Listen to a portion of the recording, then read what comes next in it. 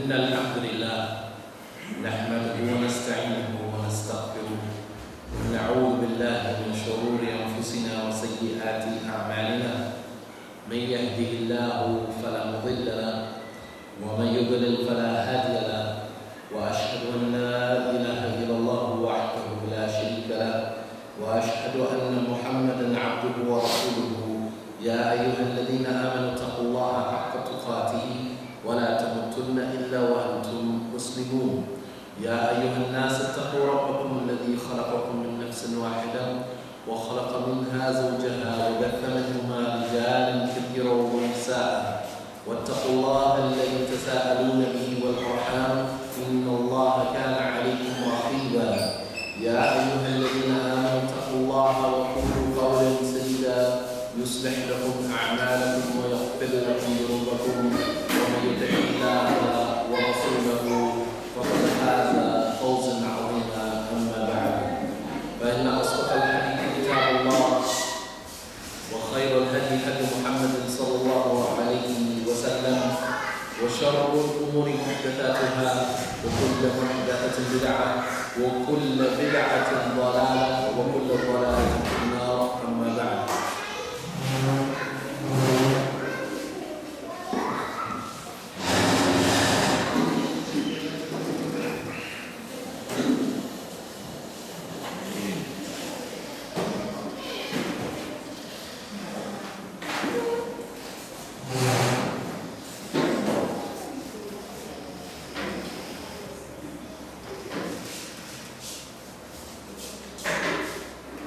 Inshallah ta'ala, tonight we're going to look at an incident that happened during the time of the Prophet sallallahu alaihi wasallam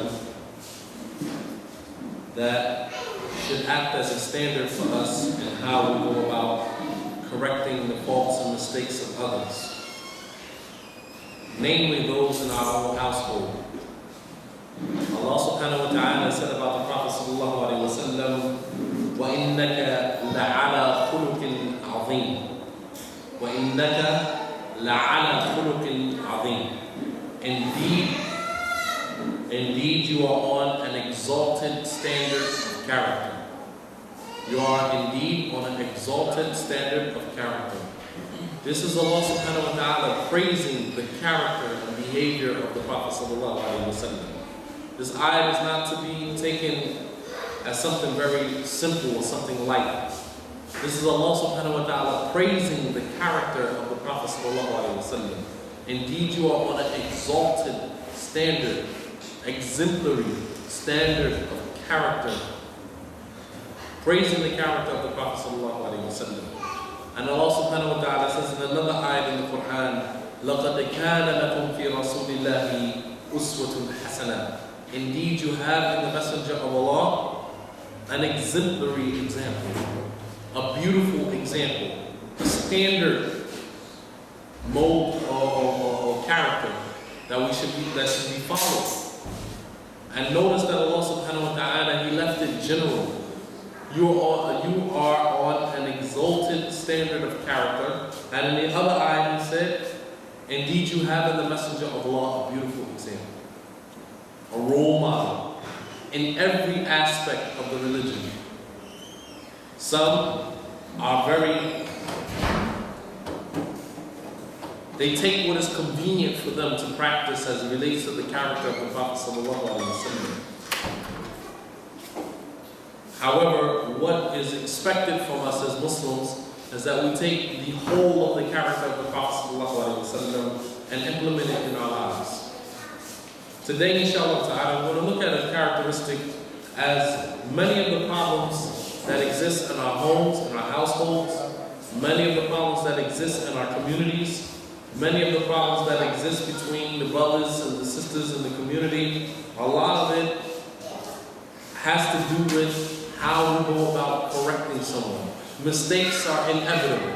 We're all going to make mistakes. No one is free of mistakes.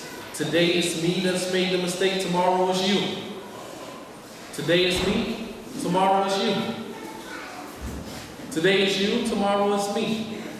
That's just a human being around the board. كُلُّ بَنِي آدَمْ خَطَّاؤُونَ. As the Prophet ﷺ said, all of the children of Adam are sinners. All of them are khata'un, all of them make mistakes. And as the Prophet ﷺ said, that Allah subhanahu wa ta'ala said, لَوْ لَا تُذْنِبُوا لَوْ لَمْ تُذْنِبُوا لَذَهَبَ اللَّهُ بِكُمْ وَلَجَاءَ بِقَوْمٌ مُذْنِبُونَ يَسْتَغْفِرُونَ اللَّهَ فَيَغْفِرْ لَهُمْ. And the Prophet ﷺ said that if you did not commit sin, Allah subhanahu wa ta'ala would remove you and replace you with a people who would commit sin, ask Allah subhanahu wa ta'ala for forgiveness and then forgive them. Because perfect people don't need Allah.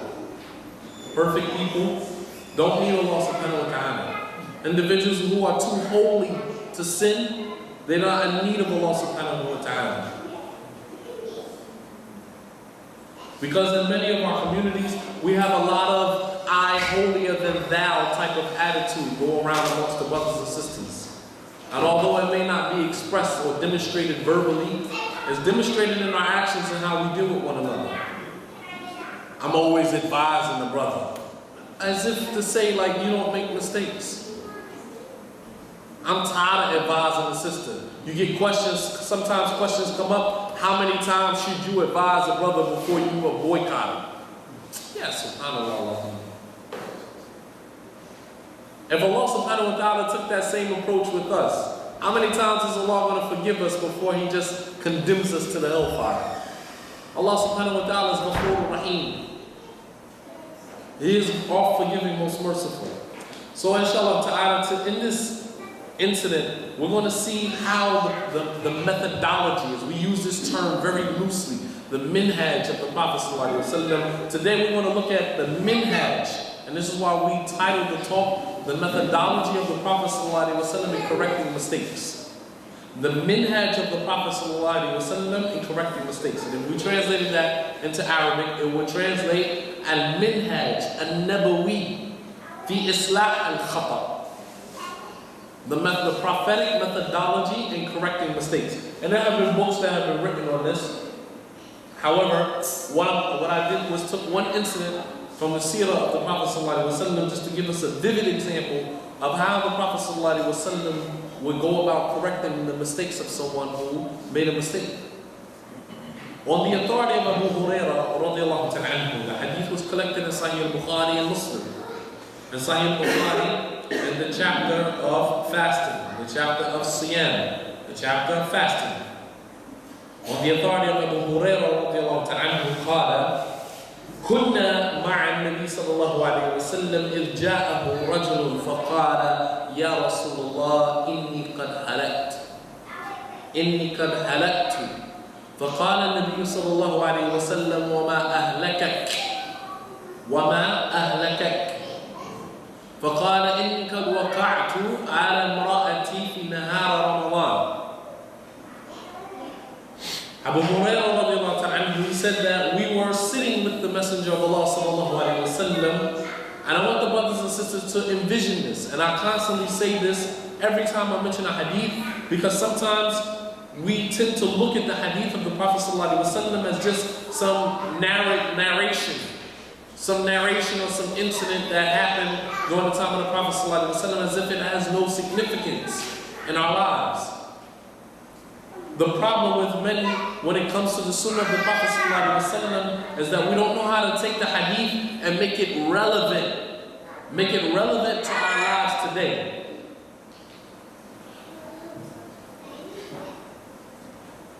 We have to learn how to look at the Sunnah of the Prophet ﷺ and make it applicable to our lives today. The Quran and the Sunnah is up until Yawm al-Qiyamah. And it's not just some narrations or some narratives that have been recorded for us just for the sake of mentioning it. But it's for us to envision and look at these incidents as real live incidents that took place during the time of the Prophet ﷺ. Sisters, I would ask, please kindly, if there are children back there who do not know the etiquettes of sitting in a lecture or just too young, then if you would allow them to go outside and play so that they don't disturb the other sisters as well as the brothers that came to learn, inshallah ta'ala. Because this is in a learning environment and we want to take full advantage of the opportunity that we have tonight, inshallah ta'ala, to listen to something from the knowledge of Islam. A man came to Abu Hurairah, said that we were sitting with the Messenger of Allah sallallahu alaihi wasallam. So you can just imagine that the Prophet sallallahu alaihi wasallam was sitting with his companions, as was his norm. This was the normal practice of the Prophet sallallahu alaihi wasallam, is that he would be sitting with his companions, sometimes laughing and joking, sometimes talking about some affairs of knowledge. But it shows us, from this point, it shows us that the Prophet ﷺ was easily accessible.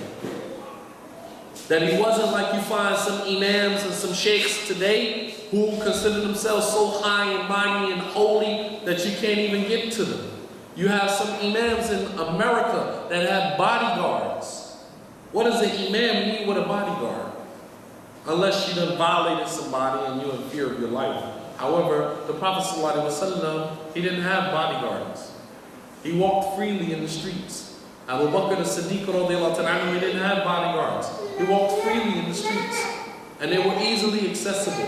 So accessible that a woman, a slave woman, who had some mental issues during the time of the Prophet ﷺ, she would walk up to him, and the Prophet ﷺ would tell her, "Ikhtari ay turuq min turuq al-Madina wa ana amshi ma'ak."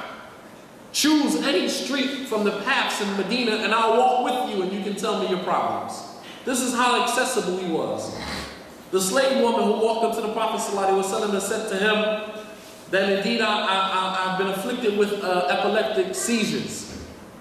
Supplicate to Allah subhanahu wa ta'ala to remove this from her. This was a slave woman, the black woman who used to clean the masjid, who the community considered to be nothing.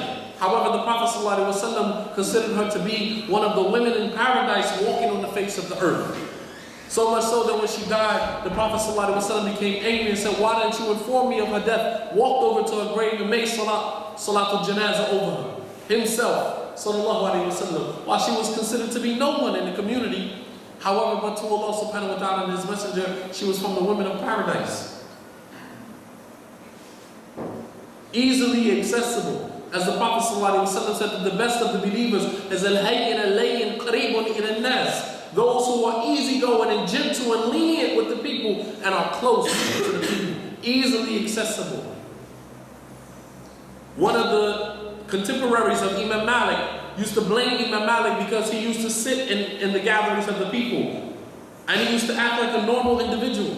Whereas this particular contemporary of Imam Malik, they were both students at the same time, he went off and became an abid, became a zahid, an ascetic, and he distanced himself from the people and involved himself in worship. While Imam Malik used to teach the people and educate the people and laugh and joke and sit with the people. So he wrote a letter to Imam Malik saying to him that you didn't seek knowledge so that you can intermingle. From amongst the people are the fasiq, and from amongst the people are the righteous. From amongst the people are those who are corrupt and have ill intentions, and from amongst the people those who are righteous. And you intermingle with these type of people, you should disassociate yourself with these type of people.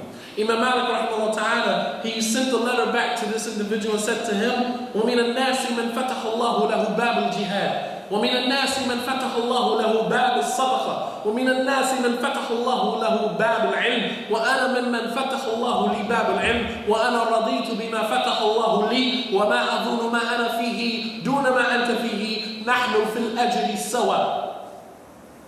Imam Malik rahimahullah ta'ala wrote the letter back to the individual. He said, some people, Allah subhanahu wa ta'ala has made it easy for them to fight jihad.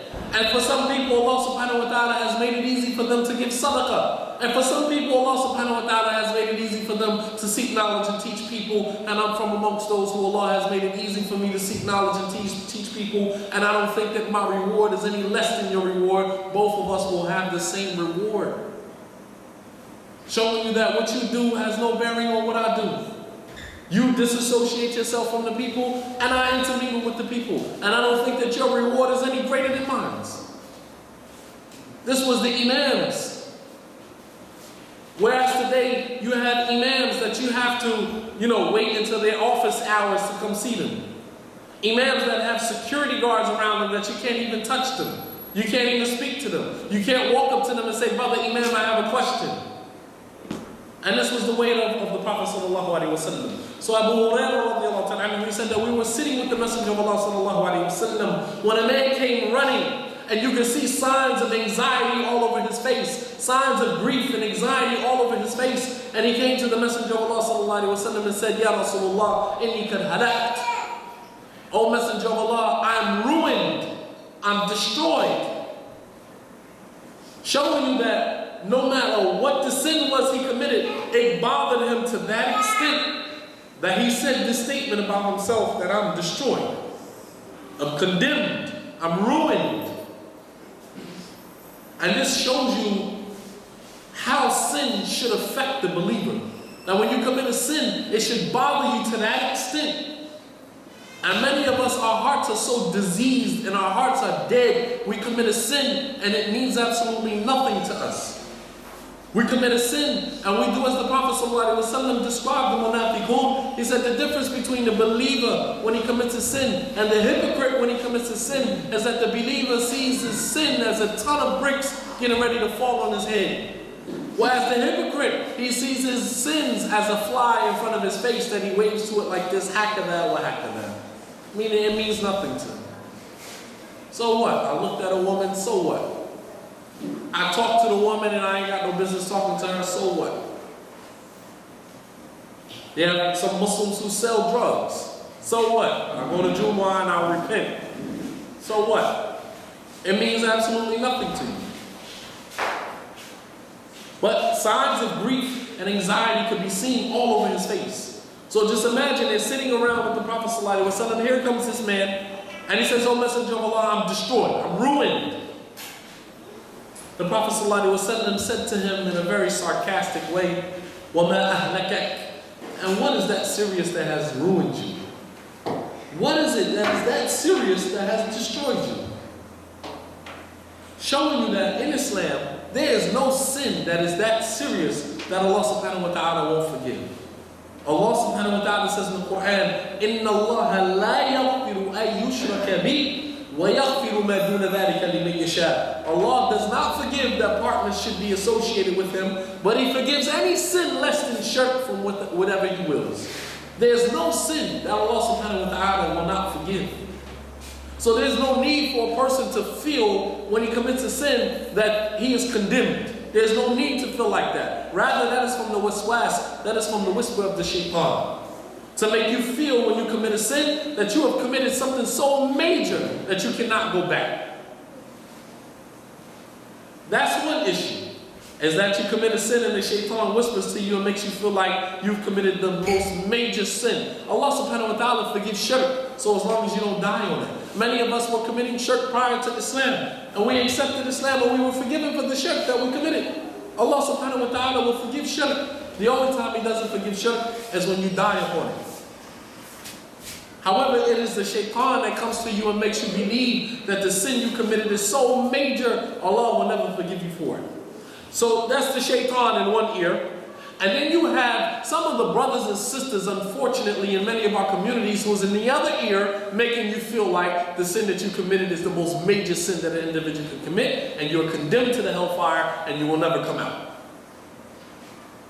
That's how some of the brothers and sisters make you feel. So you got the shaitan in one ear, and you got some of the brothers and sisters in your other ear. How does the individual come out of that unscathed? How does the individual come out of that with his iman still intact?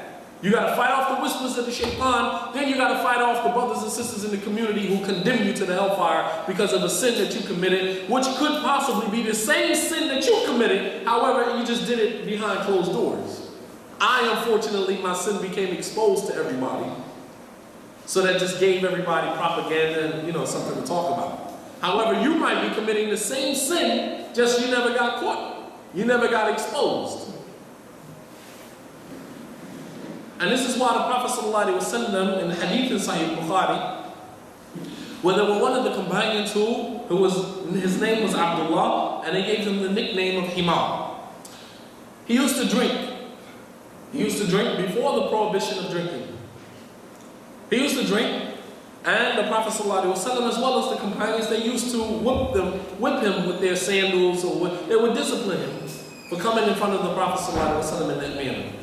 So on one occasion, he came in front of the Prophet ﷺ and he would crack jokes. And as the narration mentioned, the Prophet ﷺ used to laugh at his jokes, showing you that it wasn't that serious. Let a brother come to our community right now. Let a brother come to the door right now drunk. We will condemn him to the hellfire. We will condemn him to the hellfire, and we will remind him of that sin for the rest of his life. The Prophet ﷺ used to laugh at his jokes. The Prophet ﷺ, much like many of the religious leaders of our community, he had a sense of humor. And so, one of the companions said to him, how many times are you going to be brought in front of the Messenger ﷺ in this manner? Allahumma al-anhu. May Allah curse you.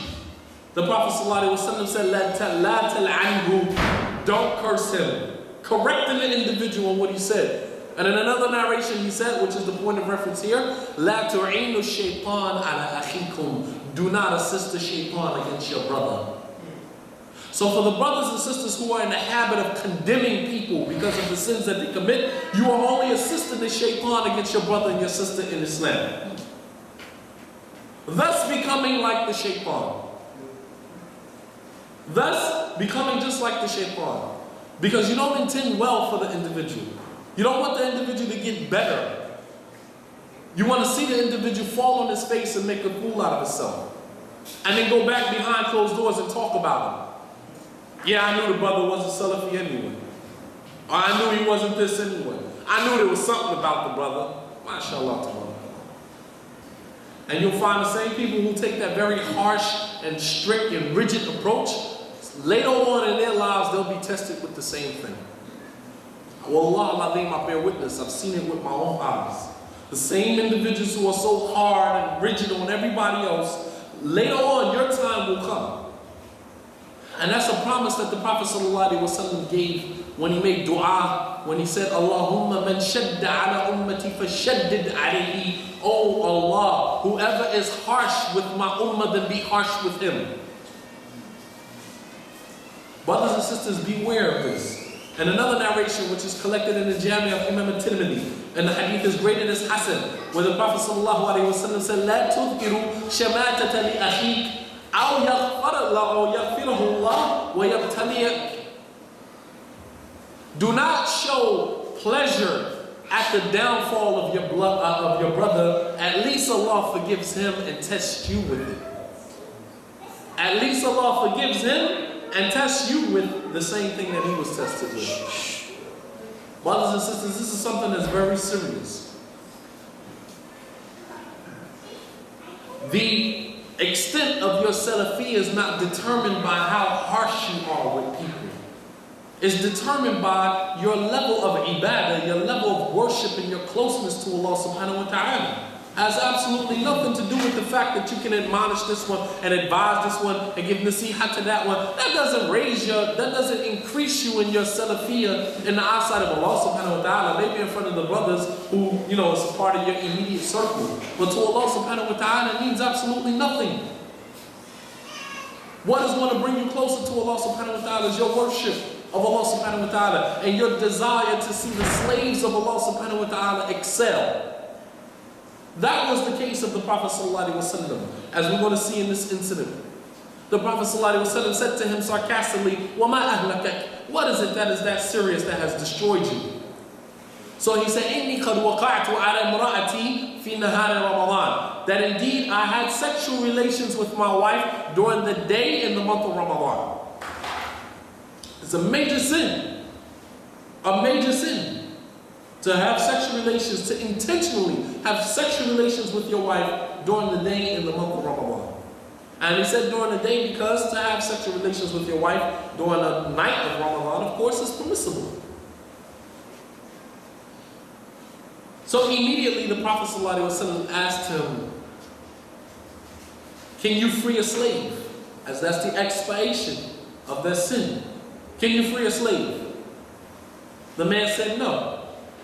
The Prophet ﷺ asked him, وَتَصُومُ شَهْرَيْنِ مُتَتَابِعَيْنِ. Can you fast 2 months consecutively? The man said, no, I don't have the ability. And before we go on, we want to look at 2 things from that question and that reply. Immediately, the first thing the Prophet ﷺ asked him was, can you free a slave? The Prophet ﷺ never got into the details about why he did it. Why did you knew it was haram, why you do it. The Prophet ﷺ never questioned him about that. Because at that time, at that situation, it wasn't necessary for the Prophet ﷺ to question him about it. Why? Because he was already remorseful.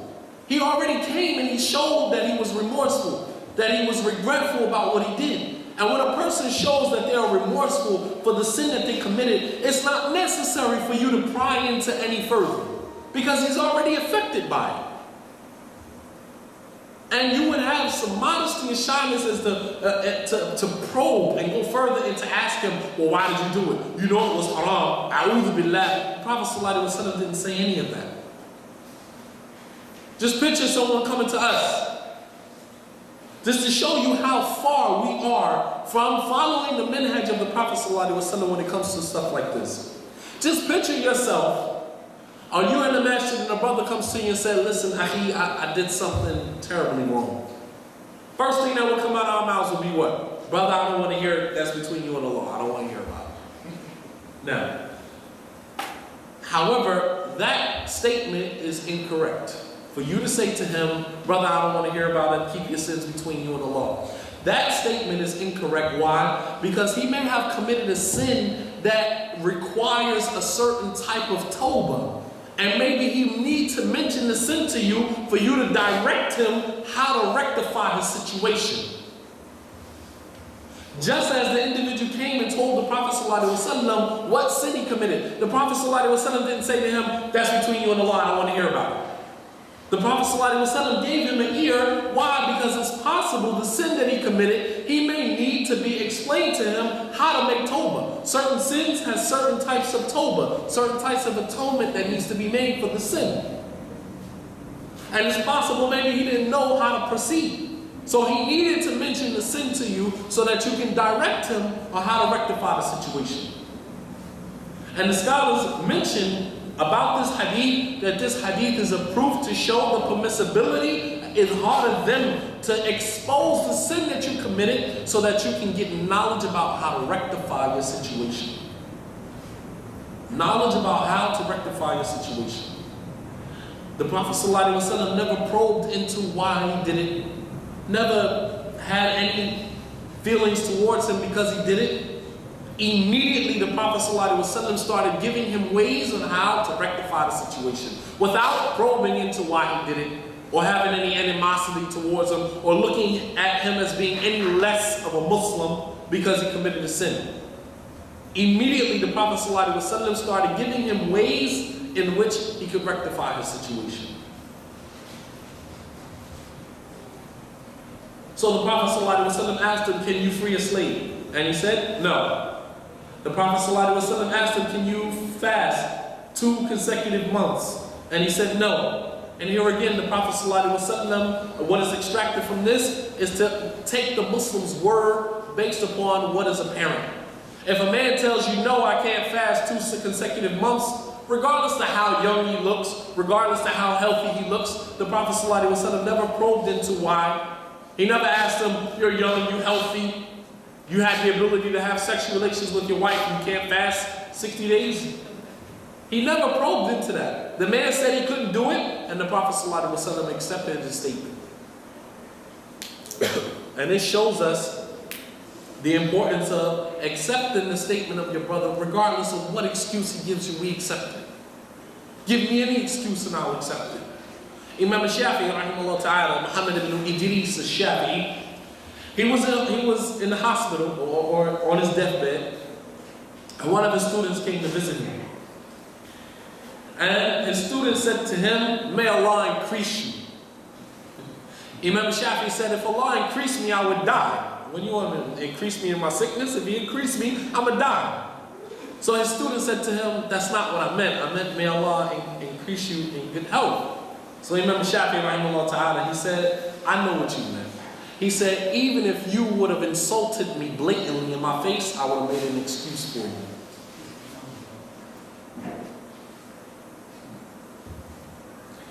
My point behind that, brothers and sisters, is that we accept whatever excuse The brothers give us. The brother said he borrowed money from you, and you see him with a new car the next day. And you say, well, where's my money at? You owe me money and you buy new cars and stuff. You said, I don't have it. Fine, we say you don't have it. We accept that from you. You don't have it. Yeah. But we're not going to probe into your business and say, well, you just took another wife. Or I shouldn't say that. I'm not going to say anything about polygyny for the remaining time of me being in Tobago. Because I might need security when I walk out the door. My sisters might,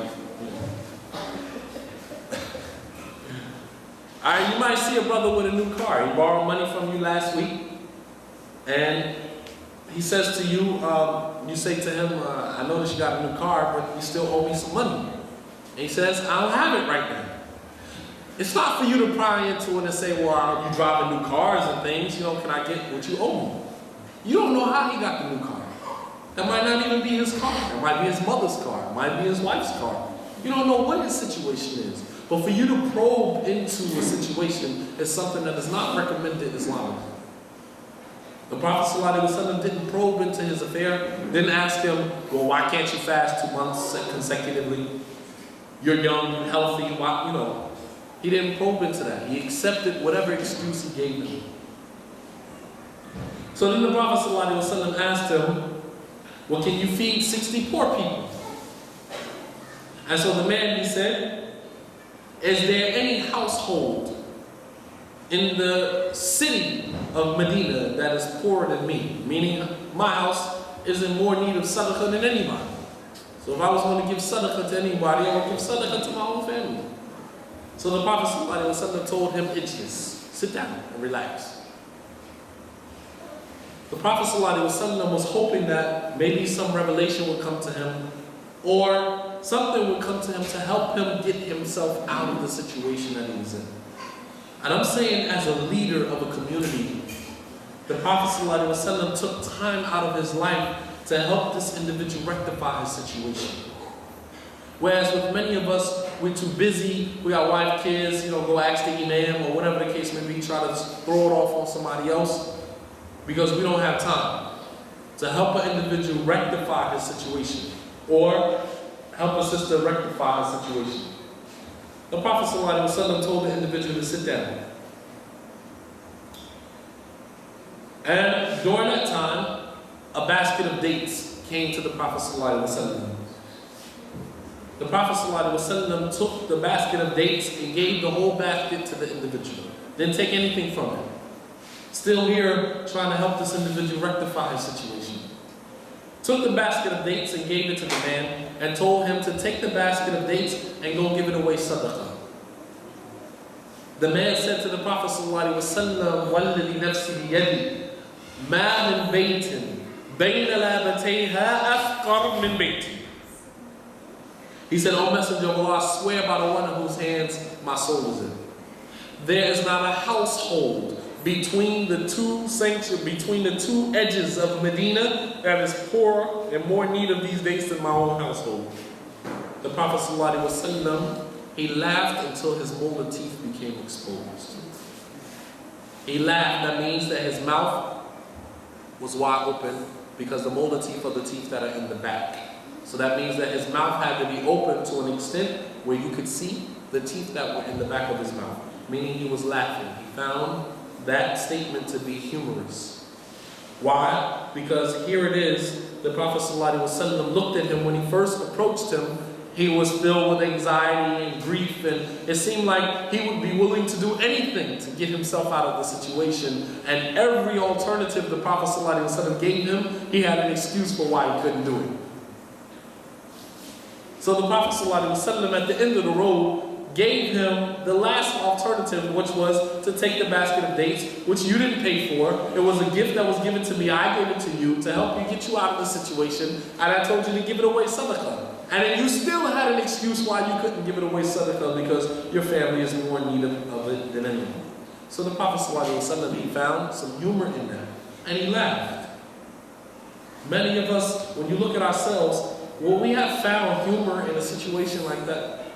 We would have been so disgusted with the individual, we wouldn't have even found it in ourselves to even laugh or crack a smile in a situation like that.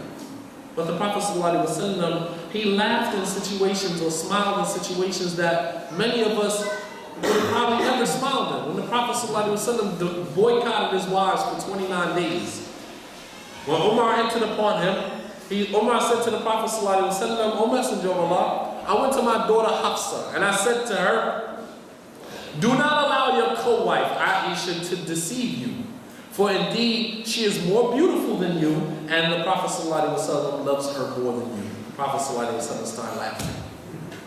Why? Because he's laughing at the boldness of Umar to go to his daughter and say something like that to him. Because he knows that that's just the character of Umar. That's just who he is. That's his individual personality. And there was no change in him. And then Umar, he said, as the statement I mentioned last night, that we, the people of Quraysh, we, the people of Mecca, we are more aggressive than our women. But when we migrated to Medina, we found the women to be more aggressive than the men. And the Prophet ﷺ started laughing again, because he knew that Umar was talking about him. Because the Prophet ﷺ used to allow his wives to get away with things that many of the other Sahaba would have never allowed their wives to get away with. As even Hafsa, she said to her father, Umar, she said that the wives of the Prophet ﷺ go to him and say things to him, and he never gets upset. And Umar, he said, any woman who goes to intentionally upset the Messenger of Allah, kad khasira, then she is a tremendous loser.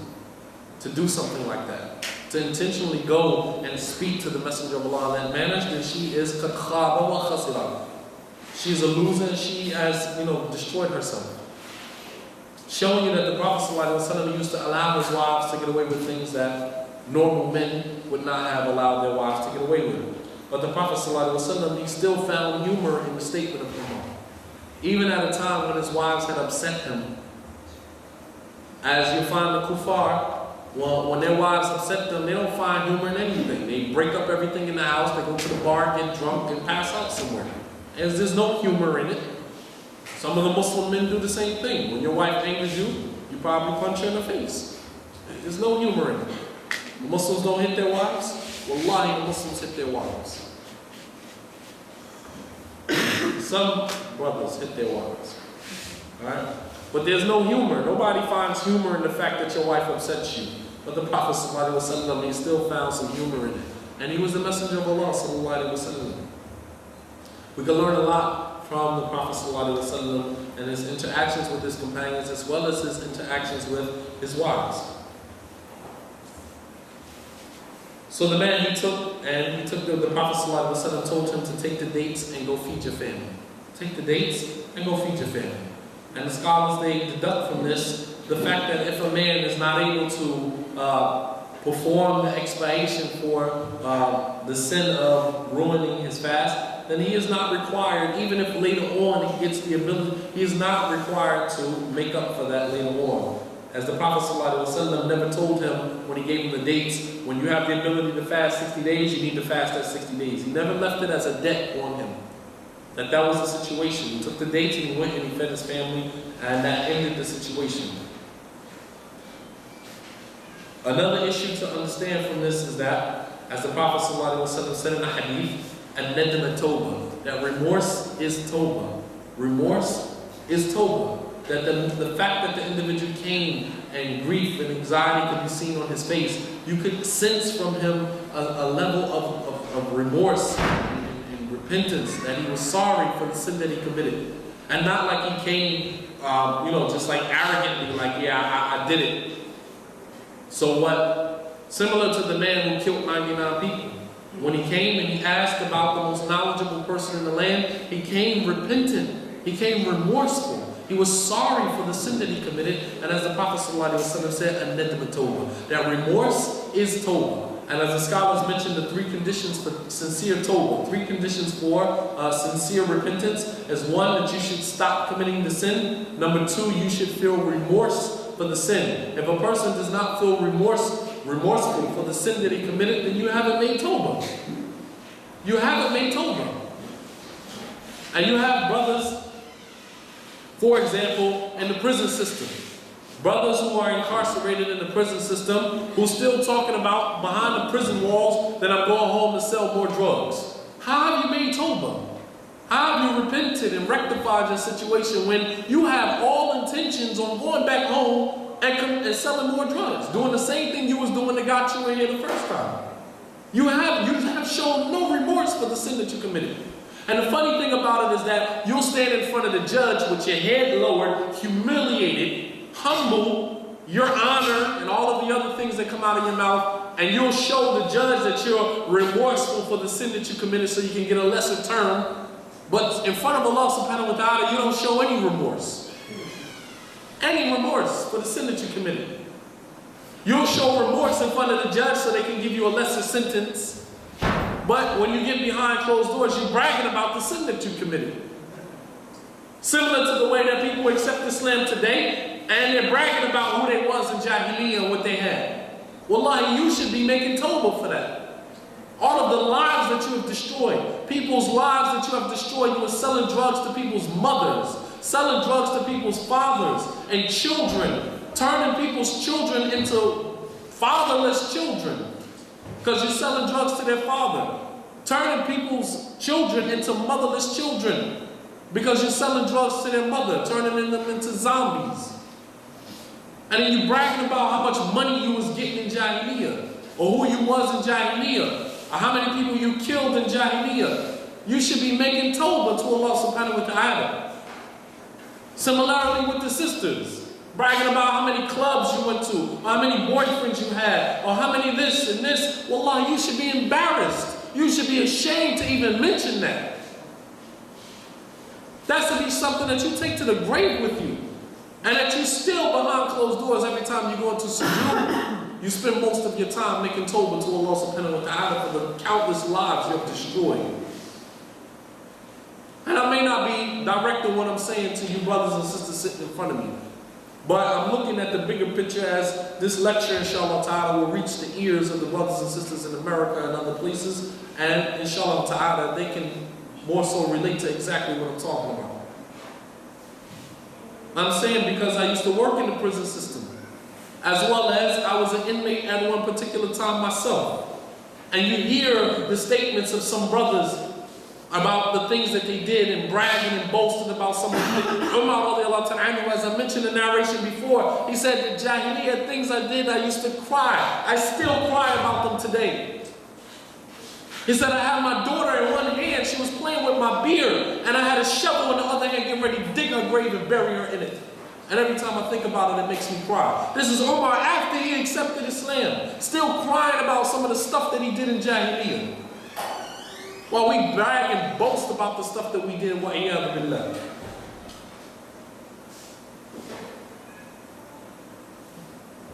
And maybe this is part of the reason why we can't get ourselves together in Islam. Because we're still holding on to that one little aspect of Jahiliyyah that we had, that little 5 minutes of fame that we had when we was in Jahiliyyah, and the no fame that we have in Islam. And as Imam Ahmad rahimahullah ta'ala, he said, As-salama an tuhibba an la tu'raf. Safety is in loving not to be known. That many of the Salaf, they didn't aspire to be who they became. They became who they became by default, because there was no one else to fill the void, so they stepped up to the plate. Imam Bukhari rahimahullah ta'ala, he never wanted that position. He was pushed into that position. Imam Bukhari was a student, and his Shaykh Muhammad ibn Yahya al-Dhuhli, he pushed Imam Bukhari into that position. He told them to take from Imam Bukhari. And all of the students who used to sit with Imam Bukhari's Shaykh, now they became the students of Imam Bukhari rahimahullah ta'ala. And they abandoned the circles of Muhammad ibn Yahya al-Dhuhli, while Imam Bukhari was a mere 16, 17 years old. And out of his jealousy for Imam Bukhari, he began to lie on Imam Bukhari to the point where the people began to abandon the circles of Imam Bukhari, and no one would sit from him and take from him. But he didn't desire to be that person. Imam Ahmad and Yahya ibn Ma'in, they were traveling in Iraq, and they went to a particular area where no one knew who they were. They went into the wudu area, and people were splashing water and pushing them and things like this. And Imam Ahmad and Yahya ibn Ma'in, they walked out, and Imam Ahmad turned to Yahya ibn Ma'in and said, isn't this the way that it's supposed to be? من حيث إن لا نعرف, in that we go to a particular place and people don't even know who we are. That's the way that it's supposed to be. They didn't aspire to be imams. They were pushed into a position where they had to step up to the plate. Imam Ahmad rahimahullah ta'ala, he didn't aspire to be the imam of Ahlul Sunnah wal Jama'ah during his time. But he took a mawqif, he took a position in that he would not say that the Quran was created, and as when the people came to them, they said, إِنَّكَ أَنْتَ الرَّأْسَ الْيَوْمِ, you are the head of this affair today. Just because Imam Ahmad wouldn't say that the Quran was created, he became the leader of Ahlul Sunnah wal Jama'ah. Because all of the other imams, they folded under pressure and they said that the Quran was created so they wouldn't lose their lives. And Imam Ahmad, he stood firm. And as a result of that, Allah subhanahu wa ta'ala raised him. That wasn't something that he aspired to. That wasn't something that he desired. You have individuals from amongst us who want to be students of knowledge, graduate from the Medina University, come home from Yemen and other places, and immediately, as soon as you walk into the masjid, you expect the microphone to be handed to you, and now all of a sudden you're giving lectures. That's not the way that it goes. That's something that you are chosen to do, and not something that you put yourself out there to do. Just because you graduate from Medina or you spent 30 years in Yemen doesn't mean that you come home and automatically you qualify to stand in a masjid and start giving lectures. That doesn't qualify you for that. Imam Malik rahimahullah ta'ala, he said, Wallahi, inni istashartu arba'ina min shuyukhi qabla an aftayt. He said, I sought consultation with 40 of my scholars before I even gave a fatwa. 40 of my scholars, I consulted with them before I gave my first fatwa. While you have individuals graduating, wallah al-azim, 18 years old, you went to Islamic University, you graduated at 24, 25, now all of a sudden you're the imam of the masjid. You need to sit down and get some experience under your belt. Instead of coming home trying to reinvent the wheel, you come home, everybody wrong. Everything that everybody doing is wrong, and mashallah, you're the only one that's right. Because you have the ability to quote scholars and other people don't. Because you know a little bit of Arabic and everybody else doesn't. Right, yeah, we have changed this whole situation around, and it's possible that that's one of the reasons why many of our communities haven't been given success. As I mentioned earlier in the khutbah, you look at the 10-year span from the time that the Prophet ﷺ migrated to Medina until Allah subhanahu wa ta'ala called him back. There was a 10-year span. Look at the accomplishments that they made in a 10-year period. The da'wah to Salafiyya from 1999 or 2000 to 2010. How much progress have we made?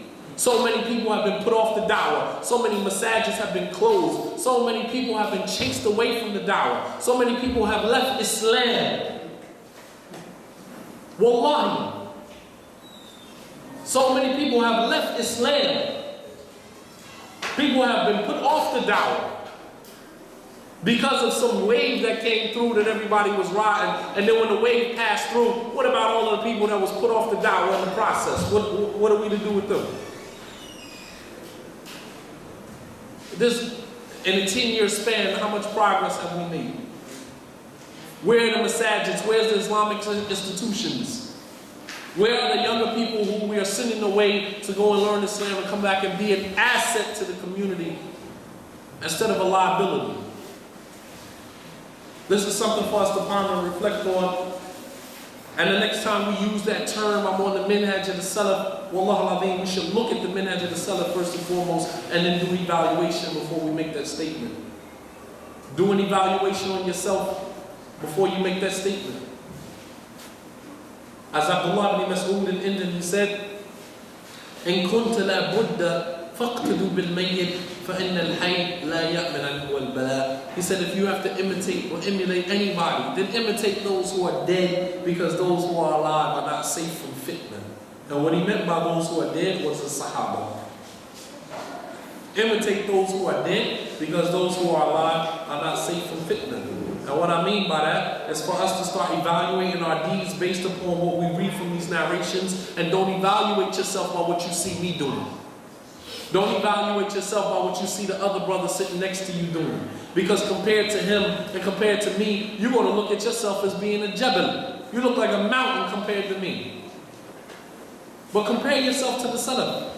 Compare yourself to the Prophet ﷺ. Compare yourself to the Sahaba. The Prophet ﷺ, who used to stand up at night until his feet would bleed. And Aisha radiallahu ta'ala anha asked him, why do you do this? Well, Allah subhanahu wa ta'ala has forgiven you for your past and present sins. He said, أَفَلَا أَكُونُ عَبْدًا شَكُورًا. Shouldn't I be a grateful slave? Shouldn't I be a grateful slave? Look at many of the brothers, including myself, the brothers and sisters who go overseas and study and learn and whatever the case may be. Are we learning and becoming better and grateful slaves? Are we learning, using what we learn as ammunition against the brothers and sisters that encourage us to go study to begin with? These are, wallah, I think, brothers and sisters, I can't reiterate this enough. It's time for us to start taking account of ourselves. Hasibu anfusakum. Take account of yourself before account is taken for you. Take account of yourself before there comes a time when there's no more account taking. Account will be taken for you. Take account of yourself right now.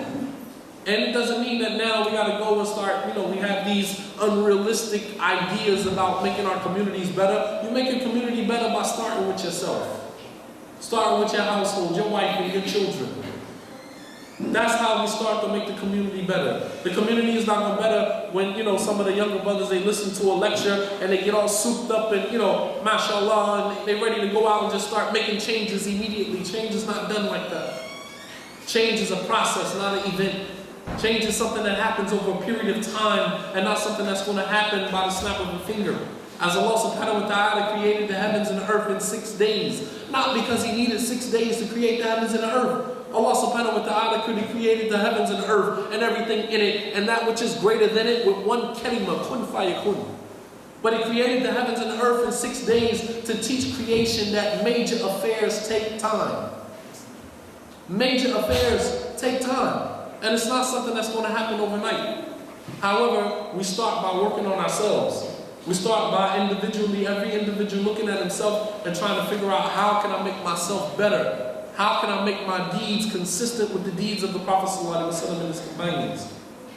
By reading these narrations and coming to these lectures with the intention of learning, with the intention of implementation, with the intention of walking away from the lecture saying, all right, from this point on, that lecture or this lecture or this lecture, I want to start incorporating that into my life. To start incorporating that into my character, in my speech, and in my dealings with other people. And in time, inshallah ta'ala, at least in your own circle, things will get better.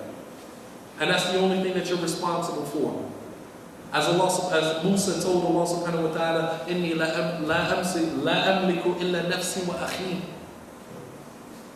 فَاكْتُبْنَا مَعَ الشَّاهِدِينَ. I only have control over myself and my brother. That's it.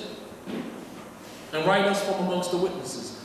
I only have control over myself and my brother. That's it. I can't control anything outside of me.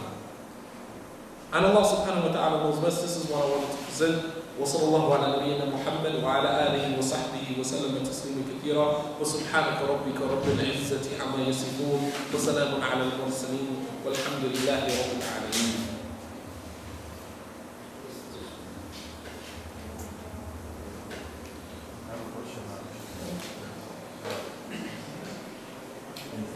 In light of the way that you mentioned the Jahiliyyah, the life of Jahiliyyah,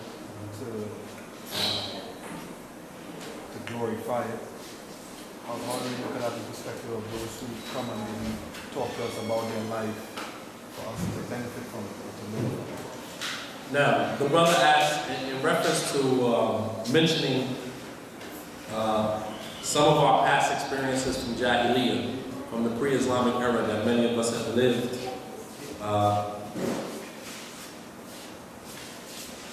Aside from a person mentioning it as to glorify it, what about mentioning past experiences as a means of benefiting and learning from those experiences? Now, the Prophet ﷺ, as we know the qissa, the story of Salman al-Farisi, and all of the trials and tribulations that he went through to find Islam. the Prophet ﷺ used to encourage Salman, as the narration is mentioned in Sahih Bukhari.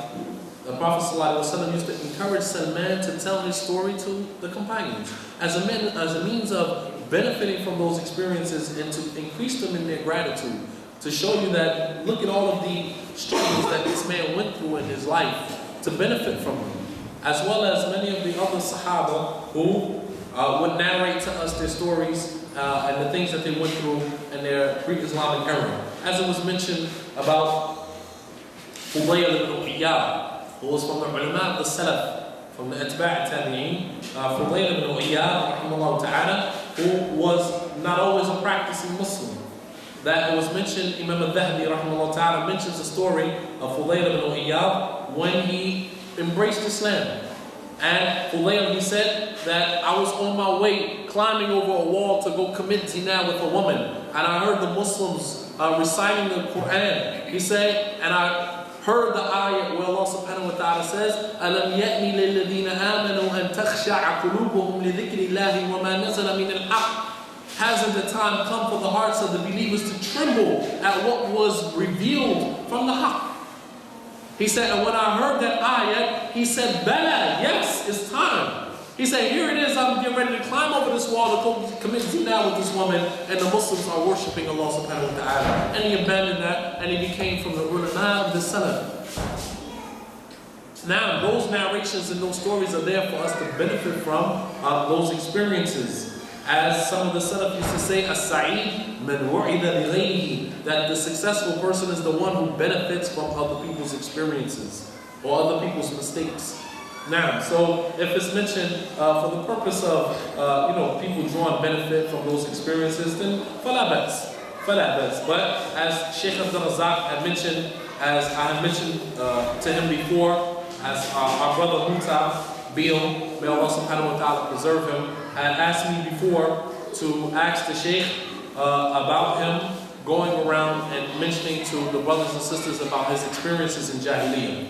And when I mentioned it to Sheikh Abdul Razak, he mentioned everything that I just mentioned to you, and he said that, however, it shouldn't be used for the purpose of telling stories, but it should be used as a means of drawing benefit from the experiences. Drawing benefit from the experiences. So it shouldn't be used as entertainment and just telling stories about things that you did in Jahiliyyah, but it should be mentioned as a means of drawing benefit from those experiences, and Allah subhanahu wa ta'ala knows best. If there was any other questions or comments about what was presented, inshallah ta'ala. Now, follow.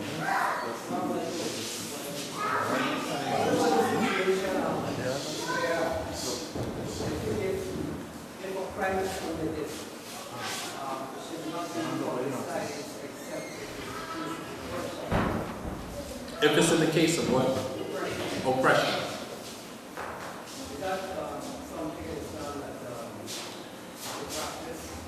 If a crime is committed, then it should not be publicized unless it involves some oppression of someone. That's not totally true, because sometimes if a crime is committed and it was done in public, sometimes it needs to be condemned. So therefore, it needs to be mentioned in public as a means of condemning the crime itself. For an example, in the city of Philadelphia, maybe about 2 years ago, there was an individual who was a Muslim. May Allah subhanahu wa ta'ala forgive him and rectify his affairs. He took it upon himself to put on a woman's abaya and niqab and walk into a bank and rob the bank, in which a police officer was killed. Now, and the Muslims in the city of Philadelphia, as well as other places, they stood up in defense of Islam and condemned the crime. Condemned the crime. And that's our responsibility as Muslims to do that. So just because a crime is committed doesn't mean that it should be publicized only if it involves oppression of someone. But the Muslims may need to clear our reputation and to distance Islam from the crimes of a Muslim. That a Muslim may commit a crime and he's looked at as a representative of Islam, unfortunately.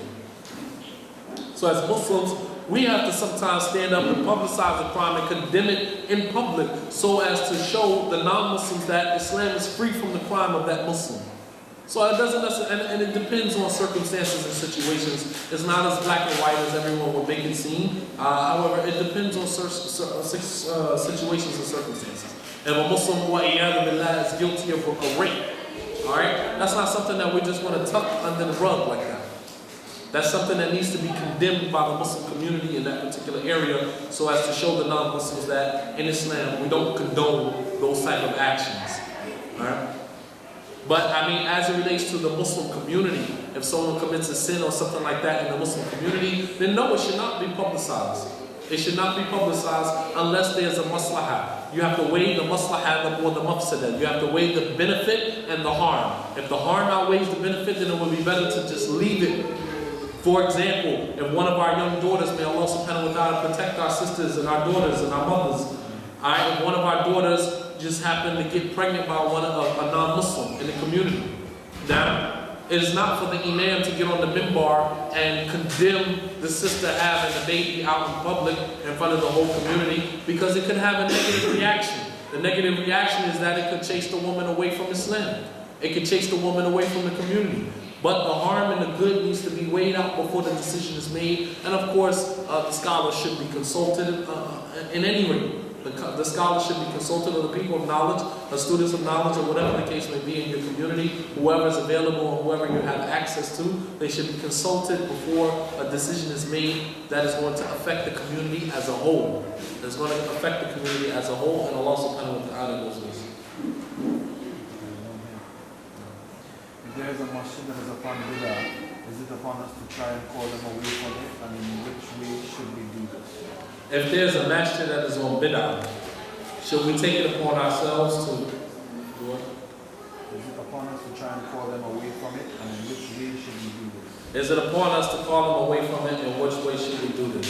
First of all, the term masjid on bid'ah. I mean, I myself personally, I have something with that statement. However, we'll say for the sake of argument, the administration or the imam of the masjid is not known to be upon what is the truth. It's known to be upon innovation. But to condemn the whole masjid and say the whole masjid is on bid'ah, wallahu alim al-itlaq sa'ab. As the ulama say, to generalize is very difficult. You don't know everybody in the masjid to say that the whole masjid is on bid'ah. Alright?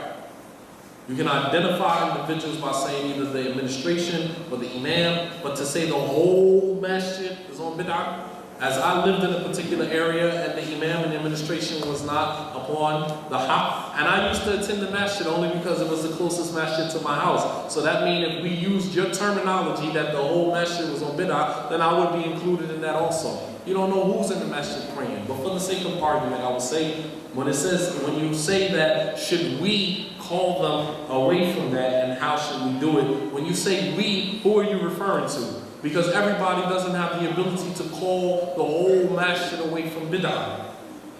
Everybody doesn't have the knowledge and the wherewithal to call the imam away from bid'ah or the administration away from bid'ah.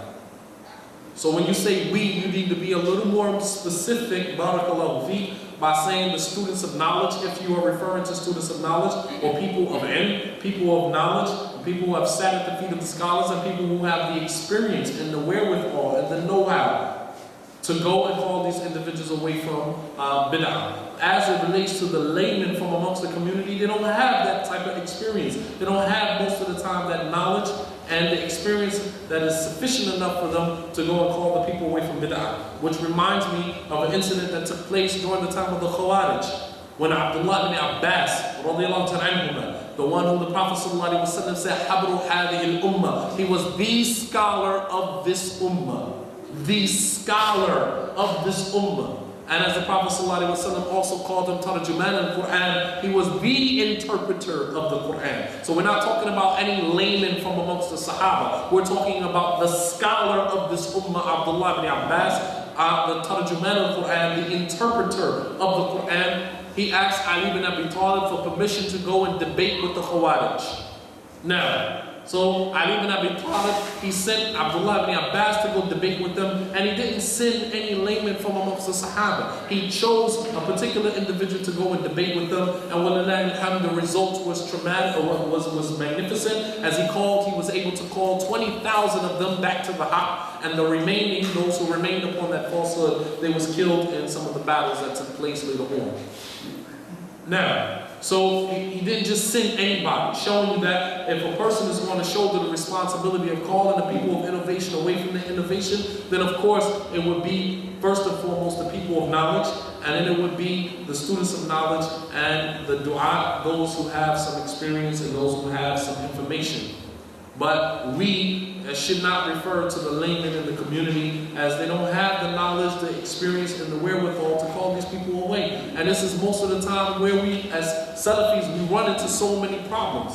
Because you'll have a layman in the community that may frequent a particular masjid for whatever reason, and he's getting into little arguments and debates with the imam of the community. And wallah al-azim, the imam doesn't even respect you like that. The imam doesn't even respect you. Regardless of what he's on of innovation, he might have sat with some scholars, he might have sat with some people of knowledge, and he's looking at you as saying to himself, who have you sat with that I should be debating with you? And you're looking at yourself because you consider yourself to be a mountain because you're a Salafi. I'm a Salafi and I have the right to debate and argue with him, and you don't. Your debating and your argument with people should be productive, and not just for the sake of arguing and debating. As Imam Shadeed Muhammad said, مَا جَادَلْتُ عَالِمًا إِلَّا غَلَبْتُهُ وَمَا جَادَلَنِي عَجَالٍ إِلَّا غَلَبَنِي. Imam Shadeed Muhammad said, I never debated with someone of knowledge except that I conquered them in a debate. Because when two people of knowledge debate, it's productive. It's productive. They have resources that they're using. They quote in the ayats and hadith and they quote in their scholars. It's a productive debate. He said, I never debated with someone of knowledge except that I conquered him in a debate. And I never debated with someone of ignorance except he conquered me. And sometimes this is what happens. The imam that's on bid'ah, he's looking at you as a layman from the Salafis and he's saying, you know what, whatever, you're right. And you walk away, mashallah, with your head hung high, I'm Salafi, I just conquered him, and you go back and brag. While the imam that's on bid'ah looking at you like this jahil, this ignorant individual doesn't even know what he's talking about. And then you go in and you debating with people with the statements of the scholars. Wallah al-azim, this is one of the biggest akhtar, one of the biggest mistakes that many of the laymen from amongst the Salafi brothers do. You go to the people of innovation and you debate with them based upon the statements of scholars. Sheikh Rabi'a said, what Sheikh Mukbil said, what Sheikh Fulan said, wallah al-azim, we don't make debate like this. How dare you belittle our scholars by doing that? You don't make debate with people of innovation based upon the statements of scholars, because they have scholars also. They could just as well bring scholars that they have studied with just as well. And they may not even know who Sheikh Rabi'a is. You quote Sheikh what Sheikh Rabi'a said in his refutation or such and such, or Sheikh Fulan said in his refutation. They may not even know who these scholars are. May not even have any respect for them. And you quoting the scholars, debating with them on, wallah al-azim, as the Salaf used to say, إِنَّ الْعُلَمَاءَ نَسْتَدِلُّ لَهُمْ لَا نَسْتَدِلُّ بِهِمْ. We use the scholars to understand the dalil, and we do not use the scholars as dalil. Quoting a sheikh is not your dalil. Your dalil is Allah said, His Messenger said, the Salaf understood. That's your dalil. The Salaf agreed upon, al-ijma'. That's your dalil. Understand what your tools are before you go out and try to put in work. And you end up causing more harm to the da'wah than you do good. And there's so many brothers from amongst the Salafis, the laymen from amongst us, who are spread out in many communities that go out and do this. And then the students of knowledge and the scholars are left to go behind you and clean up the mess that you made. We gotta run back and forth to the scholars. Sheikh, what do you say about going to this masjid and giving da'wah? Sheikh, what do you say about this or what about this? Gotta go back with them with these redundant questions, because you have a layman from amongst the Salafi brothers who take it upon themselves and go out to these different masajids, quote unquote, giving da'wah. And then the students of knowledge and the scholars are left to come behind you and clean up the mess. Wallah al-azim, we invited Sheikh Salim Tawil to come here last summer and the summer before. And he went to some of the masajid of the people of innovation. Some of the same masajid that some of the laymen from amongst the Salafis said that the dua shouldn't be going there giving da'wah to. And the Sheikh came here and he went there and he gave da'wah to the people. So much so that they opened doors to some of the Salafi dua who they considered to be moderate individuals. The Sheikh had to come here himself from Kuwait to go to some of these non-Salafi masjids that we have totally washed our hands of and call these people with hikmah, with wisdom, and they open their arms to the sheikh. All because we want to take it upon ourselves and condemn these brothers and condemn those brothers, condemn this masjid. People ain't gave them da'wah in years. The sheikh just happened to come here on one occasion and go around and visit these masajids and talk about some of the other aspects of Islam, and they embrace the sheikh with open arms. Wallahi. Masjid al-Taqwa, to give you an example, which is the Masjid of Siraj wa Hajj. May Allah subhanahu wa ta'ala rectify his affairs. Masjid al-Taqwa, wallahi, the sheikh went to Masjid al-Taqwa and gave a lecture. So much so that they opened their doors to some of the Salafi dua. Myself, after Sheikh Salam Tawil, I went there and gave a lecture. They welcomed me with open arms. Not to say that I'm anybody, but at the same token, they felt so comfortable with the sheikh. And before then, they wouldn't have opened their doors to any Salafi da'wah to come give them da'wah. So why is it that we gotta, the scholars gotta come here and assess the situation and put things in their proper perspective after we've taken it upon ourselves to go and put this one off it and that one off it and this one off it and debate with this one, and wallah, we don't even know what we're talking about. We end up causing more damage than we do good. And as Sheikh Uthaymeen rahimahullah, Sheikh Salih Fawzan said, al-jahil and la yatakallam. It's upon the individual who is ignorant to keep your mouth shut. Do not open your mouth and speak about the religion. Just be quiet. Al-jahil and la yatakallam. It's upon the ignorant to just be quiet. Don't speak about the religion.